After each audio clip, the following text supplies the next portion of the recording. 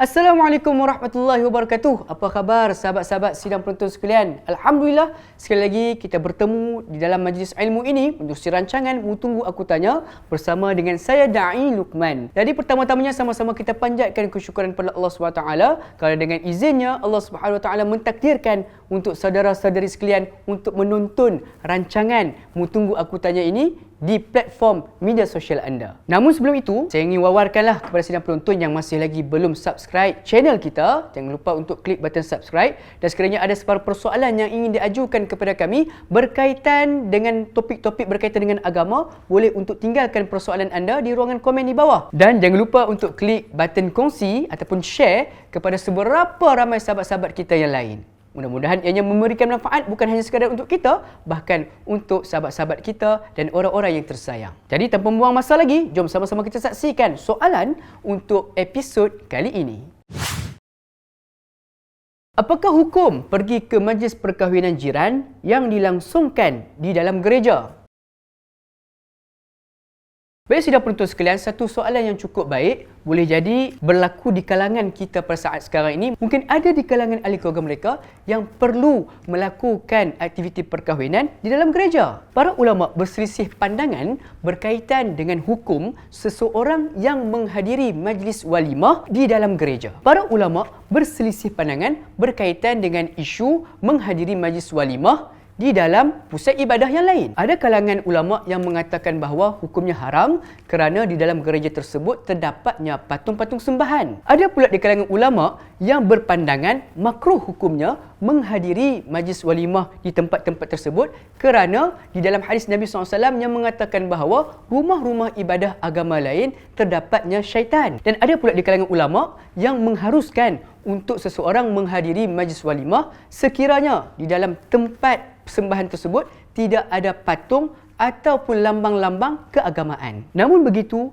Imam Asy-Syafi'i rahimahullah mengatakan bahawa wajib hukumnya untuk seseorang menghadiri majlis walimah apabila dijemput. Ini termasuklah di kalangan saudara-saudara kita yang bukan beragama Islam. Ini kerana ada ramai di kalangan sahabat-sahabat baginda SAW yang pernah bersolat di dalam gereja. Bahkan hukumnya adalah sunat sekiranya orang yang terlibat dalam walimah tersebut adalah daripada kalangan keluarga kita sendiri dan kita menghadirinya dengan dasar dakwah untuk mengajak mereka ke arah kebaikan. Sahabat-sahabat sekalian, ini nak menunjukkan bahawa Islam ini adalah agama yang sempurna, agama yang meraihkan kepelbagaian bangsa, kepelbagaian agama dan kaum di atas dunia ini. Oleh itu, sekiranya kita ada sahabat-sahabat yang menghadiri majlis kewalimah saudaranya di dalam gereja, jangan pula kita mengeluarkan kecaman-kecaman kepada mereka. Ini kerana boleh jadi kita tidak mengetahui akan hukumnya, sedangkan mereka mengetahui akan hukum-hukumnya. Wallahu a'lam. Jom kita saksikan soalan yang berikutnya.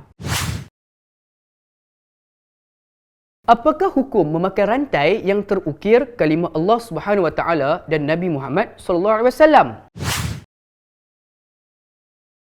Pertama sekali sidang penonton sekalian, kita harus sedia maklum bahawa memakai rantai adalah perhiasan bagi golongan wanita. Melainkan beberapa rantai yang dibolehkan untuk dipakai oleh orang lelaki. Contohnya, rantai yang dipakai untuk jemaah haji, rantai yang dipakai oleh askar, dan yang ketiganya adalah rantai bagi pesalah yang ditangkap di atas kesalahan jenayah mereka. Jadi selain daripada itu, seorang lelaki tidak boleh memakai rantai. Tetapi persoalannya berkaitan dengan apakah pula hukumnya memakai rantai yang ditulis kalimah Allah Subhanahu Wa Taala dan Nabi Muhammad sallallahu alaihi wasallam. Hukumnya adalah harus untuk memakai rantai yang ada kalimah Allah Subhanahu Wa Taala dan Nabi Muhammad sallallahu alaihi wasallam. Namun begitu, harus berhati-hati kerana kita ni kadang-kadang terleka menyebabkan kita membawa rantai tersebut masuk ke dalam tempat-tempat yang tidak dibenarkan, sebagai contoh tandas. Ini kerana kalimah-kalimah seperti Allah dan juga Nabi Muhammad itu dianggap suci dan tidak boleh dimasukkan ke dalam tandas. Jadi, bagi mengelakkan daripada berlakunya perkara tersebut di atas sebab kelewatan kita, maka lebih baik kita elakkan daripada memakainya. Wallahu a'lam. Jom sama-sama kita saksikan soalan terakhir untuk episod kali ini. Apakah hukum isteri hadir ke kubur semasa waktu pengebumian suami? Sidang penonton sekalian, Ulama berselisih pandangan berkaitan dengan hukum seorang wanita menziarahi kubur. Sebahagian ulama mengatakan haram bagi seorang wanita untuk menghadiri kubur dengan sebab seorang wanita yang lemah emosinya yang akan menyebabkan mereka menangis teresak-esak di kuburan, dan perkara ini diharamkan oleh syariat. Dan ada di kalangan ulama pula yang mengharuskan untuk seorang wanita, apatah lagi seorang isteri, untuk mengiringi jenazah suaminya di kawasan perkuburan, selagi mana isteri tersebut mampu untuk mengawal emosi dan tidak menangis di atas kuburan suaminya. Dan sekiranya kita melihat dan merujuk daripada pandangan Mufti Wilayah Persekutuan yang mengatakan bahawa tidak ada masalah bagi seorang wanita untuk menghadiri majlis pengebumian suaminya selagi mana batas-batas syariat auratnya tidak dipertontonkan di hadapan khalayak ramai. Wallahu alam, mudah-mudahan menjawab persoalan yang diajukan untuk episod kali ini. InsyaAllah sekiranya ada sebarang persoalan yang lain, boleh untuk tinggalkan di ruangan komen di bawah. Dan insyaAllah kita bertemu lagi di lain episod. Dan rancanganmu tunggu aku tanya. Saya Dain Luqman. Assalamualaikum warahmatullahi wabarakatuh.